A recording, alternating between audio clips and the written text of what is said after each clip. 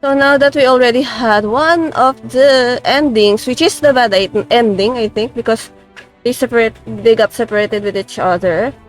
But I think it's not that bad ending because I've saved 3 girls. Even though I didn't save Mansway, I've saved the 3 girls. But we need to save all of them. So what I'm going to do is like reach the medium affinity, which I think let us go back here to this part. You know, this part where she's going to ask me. She asked me. Wait, let's see if we can see that. Yeah, she asked me if do you regret taking out all those persons? So one of the persons that we killed is Mansue's father, and she knows it for some reason. And then the first time I did it, I said that I had no regrets because I thought that I only kill bad people, but apparently it's not. But this time we will say that we regret it. And what will happen? Fireworks, okay. Now we will skip some of the dialogues that we already encountered. Let's see if there will be any changes on the ending that we will got here. And then I will, because the first time I did this, it's like, yeah, let the beggars can give them scolding because they deserve it. But let's see if, like, go with the money. Stop it.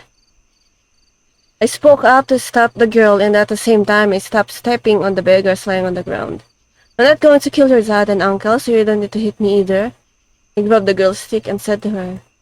The girl stopped hitting me. She dropped the stick and looked at me all sad, like I was the one who had been walking her with it. Nope, I said I stick to it. I said quietly. I said while reaching out to help the 2 beggars lying on the ground. Get up. Why were you 2 robbing anyway? I asked, and as I helped the 2 beggars up.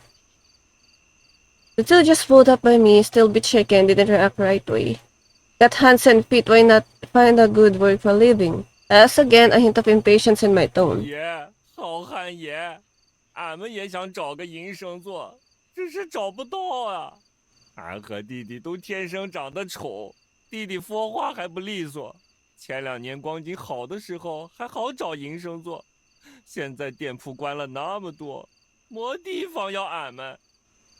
俺那屋里头的，几个月前生了一场病，俺们没钱治病，他就病死了，女儿便没了娘。这几个月，别说治病了，俺们吃饭的钱都没了，所以便讨饭吃。可这样也不是办法，现在的人都穷，讨不了多少。今天西边在搞庙会，俺们被猪油蒙了心，想着没有捕快在这附近巡夜，便动了抢劫的心思。好汉爷呀，俺们实在是饿极了，饿昏了眼，才敢惹您这阴茬，对不住。Okay, reasonable. Clinton Beggar told me his whole story. I watched the girl next to him closely, and when he talked about her mother, her eyes seemed to lose some spark. Judging by their poor robbery skills, they didn't seem like a regular thieves. They are not. They must be truly starving to even think about robbing during the fair. Hungry? Asked the beggar girl. She whispered to me. I heard her reaching into my bundle. The squinting beggar beside us kept close eyes on me, his scared gaze glued to my every move. I understand his concern. He was slightly afraid I'd suddenly pull out a blade and harm the girl. After searching through my bundle for a while, I found a handful of silver coins. Here, take these silvers, 3 taels tomorrow, go to the market, get yourself some food, it'll keep you going for a few months. 俺们不好收吧? Just take it. Take it, it's not for you, it's for the girl. Yeah, if you don't want to take it, then give it to the girl. I thought her father and uncle right in front of her considered this silver as an apology. I stepped up, slid the silvers into the beggar's girl's hand.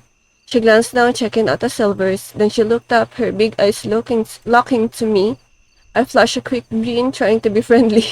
Or trying to force a smile here. Seeing my smile, tears filled her eyes because she's scared. Thank you. She bit her lip, kept her head down, and took the silvers. I caught her quiet things, feeling a bit warmer inside. Oh, you're a changed man. Okay. After that, Mansue and I said goodbye to the beggar family. We walked by the river to the dark, dirty house of Luyang. Okay, now I think we already... Wait, I'm going to check if... skip mode. Oh no, did I... Oh yeah, only one read. I hope it stops when I don't know the... I don't know the dialogue. Okay, so I'm going to skip this. Me? She just say me? I asked taken about. Okay, she changed her response. Right? It's still the same, but her response to that fireworks is different, right? Like she said me. The last time she said is I am. Okay, so we still have the same. Oh gosh, that freaking scared me. Oh, there you go. It stopped. It stops. Okay, she said me. Not she said me this time, not I am. Mansui was standing at the far end of the street in Luoyang with her back toward me. Stood on the street just after it had rained, and the road surface reflected her figure like a copper mirror, making her look like she was standing on a river. She was silk as if she was caught in a storm. Her mats with water clung to the nape of her neck. Topless covered her body, and her wet clothes clung to her skin, being outlining a slender figure. Hey, little brat. I quickly took a few steps forward, trying to approach her. Regardless, the appearance of a little brat still put me at ease. I got closer and reached out to pat her shoulder. She shivered, seemingly surprised by my touch, but she didn't turn back. Why wouldn't she look at me? Peter, Peter, Peter Potter, Peter Potter, Peter Potter, Peter Potter. Suddenly the rain intensified, pounding down harder than before. If the earlier rainfall was like someone smashing an abacus in the sky, this one was like tearing apart the pearl curtain of heaven. Raindrops fell relentlessly from the sky, threatening to engulf the entire city. There's something really off with this rain. It's like scripted or something. Nervously, I looked around, noticing the water level rising beneath my feet. The water rose past my ankles, my calves, and then my knees. Yet the water level kept rising. The entire city seems to be submerged in the torrents of the river. Panic washed over me. Excuse me? Sorry. The entire city rushed over me. Hey! I woke up and tried to grab the little brat's hand. It was short after all. It was easy for her to be submerged from the sudden rise of water level. However, the instant my hand touched her hand, her figure began to blur out gradually. While her body... Oh, she's looking towards me now. While her body gradually became blurry, she finally turned her head to look at me. Her expression seems to hold both sorrow and resentment, yet a faint smile tugged her at lips. Her eyes filled with regret and hatred, but her face had a calm indifference that suggested she had been through life and death. What exactly did you want to say? What exactly did you want to do? Oh, I looked at her confused. I couldn't understand her expression. Then her gasped what was on her mind. She vanished bit by bit, and I wanted to stop it. Hey, little brat! Do not disappear! Do not disappear! I shouted at her as loud as I could, but my voice was drowned out by the storm. I called her name over and over and over again, but it was no use. Eventually, she was still gone. Ah! Woke up from the dream. I was sitting on the bed in the inn, my back soaked with cold sweat. What was the dream? I had a dream. An impossible dream. A dream about that little brat. What did the dream mean? I didn't really get its meaning. I wiped the sweat from my forehead and scrambled out of the bed. Is she there yet? I grabbed my blade, packed my belongings, and slammed it to leave. Dancing out. Okay. I think we already read this part. I just wanted to... Or see? He's still scaring me with that jump scare. Wait, the inner code. What's up? Furrowed my brow. A bit confused. The little girl? Suddenly. Happened now? Something. With her small bag. Could it be the she's turning the she's I gave her? think it's the pouch, dude. It's the pouch. Okay, let's skip this part. So the dream change. Okay. And the last day, beside punch pout. Beside asking you to give me this thing, did you say anything else?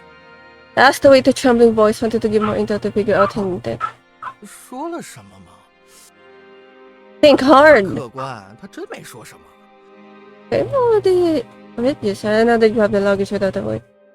I says, but no, why? She simply told me, actually, I'm her sworn enemy.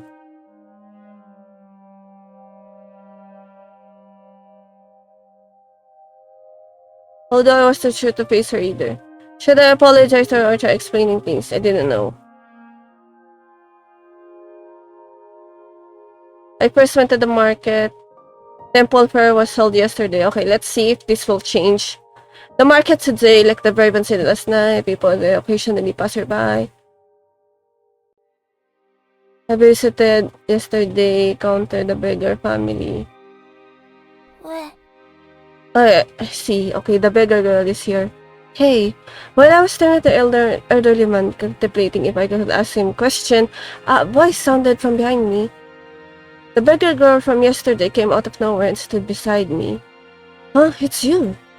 Gave her a quick look and greeted her. You're not hungry today? 让你给的银子买了大饼，不饿了。 Ah, nice one. The beggar girl smiled and blinked her eyes. As she spoke, she took out a palm-sized pancake from her pocket and showed it to 你 me. 在找人吗？在找昨天那个娃？ Yeah? I'm looking for her. Have you 当 seen her? 然见过啊， Yeah. You have when? 昨天的时候，他跟你一起的。 Oh, come on, that's so helpful information. Thank you very much. I was initially thrilled. I heard she was in months away. However, she meant by seeing her actually happened yesterday. That left me a bit disappointed. 哦，还有今天的时候， Okay, nice. Just as I was getting disappointed, the beggar girl mentioned that she had seen her today as well. Today? When? 我不会算时间，大概就是很早的时候，瞧见他沿着河边走。 The beggar girl pointed me toward the road.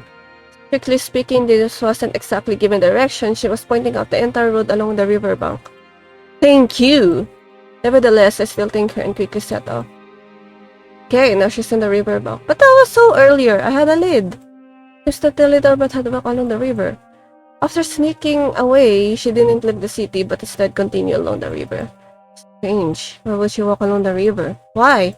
Now as I walked briskly and pondered. She's having an internal struggle. Riverbank, river. Did she ever mention anything about the river? Oh, seems that she actually did. Suddenly, I remember something she said. My memory is a bit foggy. I was real young then. My dad took me in. I remember a river in the city with a lake at the end. I think I got lost back then.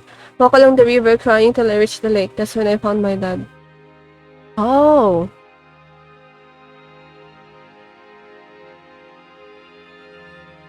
While on the wagon, the little brat mentioned feeling like she had been to Luyang before. That her father had brought her to Luyang when she was little. At that time, she got lost and found her dad by walking along the river.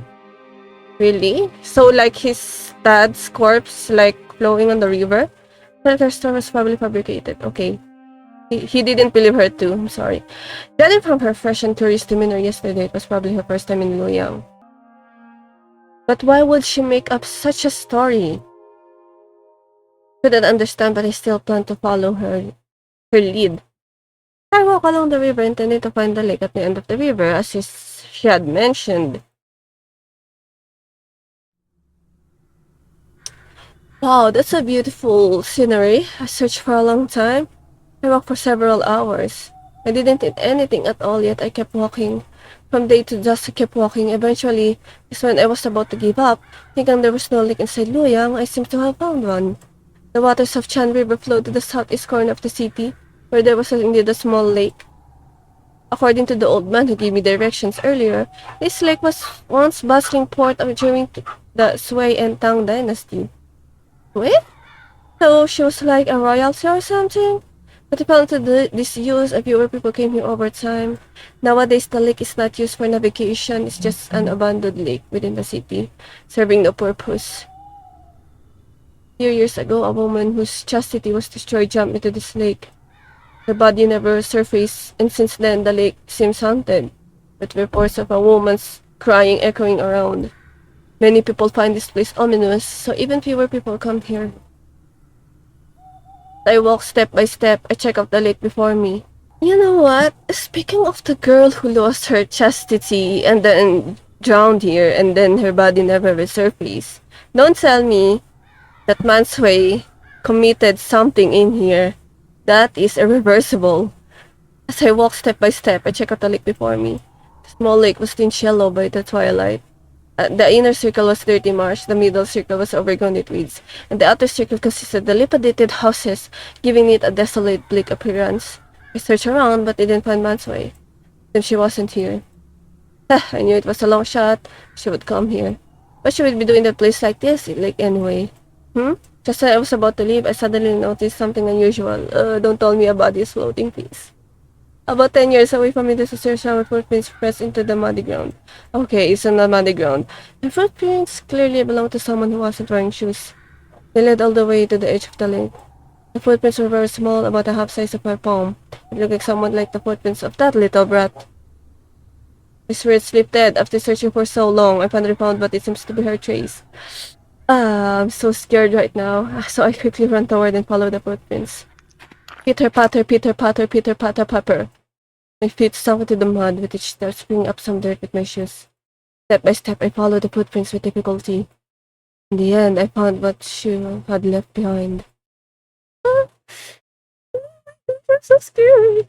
I brought my head down to look at what was traced by the lake. For a long moment, I couldn't find the words. Oh gosh, I knew it, I knew it, I knew it. Shoes. By the lakeside laid a pair of shoes. Shoes were light blue with painted tips, shiny pianos stitched on both sides, looking delicate and small like two little birds with folded wings. The shoes seemed as if were painted on the embankment and moved by passing breeze. Side of the shoes ass, not stained with mud. Oh, so she like take the shoes off and then place it there. It appeared that she must have walked her barefoot carrying her shoes. And then, where did she go? Oh no, I was afraid she continued found the purpose along the river bank. The purpose continued onward all the way to the lake. There were no return footprints. Oh no! I knew it! I freaking knew it! Oh no! I froze. Based on the footprints, it seems that the little rascal headed towards the lake, but there were no traces of her turning back. Did she just keep walking towards the lake until she disappeared into it completely? Why? Why? Oh no. After that, I never saw her again.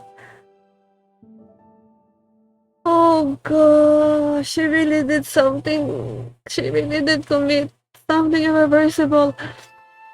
I stayed in Loyang for several days. During these days, I went to the lake every day. I want to see if the any drowned bodies would surface in the lake, but I never saw any such corpses. I know it!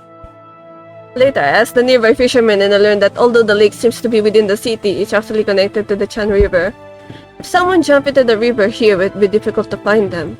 The drowned person would be washed to the Chan River through the outlet of the lake and then to the Luoyang River.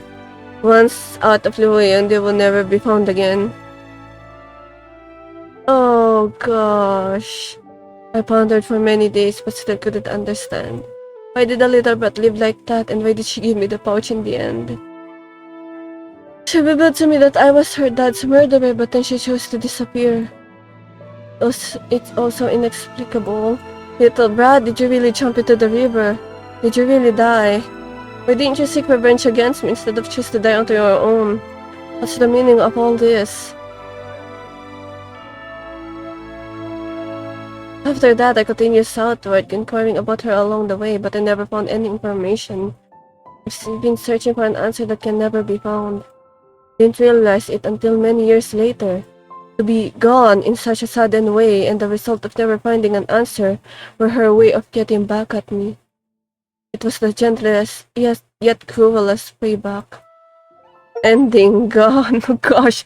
Another abrupt disappearance of what gentlest and cruelest something. Oh gosh, that's just sad. I knew it. I knew it when I heard that